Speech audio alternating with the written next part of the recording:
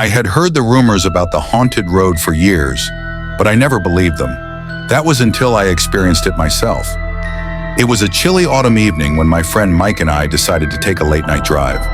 We had heard about an old abandoned road just outside of town, notorious for its eerie atmosphere and ghostly sightings.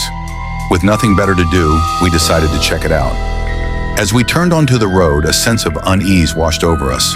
The trees seemed to close in, and the moonlight barely penetrated the thick canopy. We drove slowly. The only sounds were the gravel crunching under the tires and the occasional rustle of leaves in the wind. About a mile in, we saw a woman standing by the side of the road. She was dressed in a white gown, her long hair obscuring her face. Mike and I exchanged nervous glances. Despite our reservations, we decided to stop and see if she needed help. "Are you all right?" I called out as we rolled down the window. She didn't respond, just pointed further down the road. Her finger was trembling, and there was something unsettling about her silence. Mike turned to me. "Should we go?" I nodded, and we continued driving, leaving the woman behind.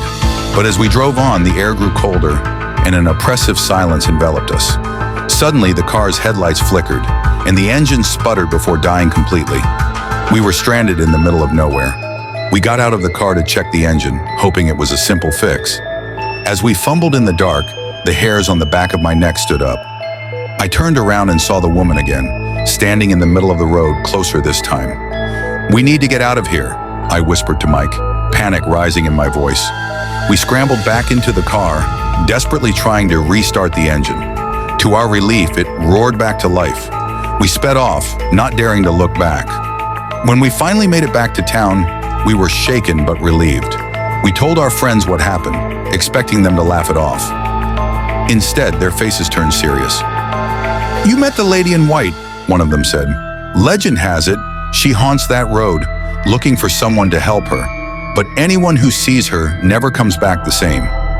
To this day, Mike and I never drive that road again. Every time I pass by the turnoff, I can't help but feel a cold chill and see her pale figure in my mind. Believe me or not, but some roads are better left untraveled, and some spirits better left alone.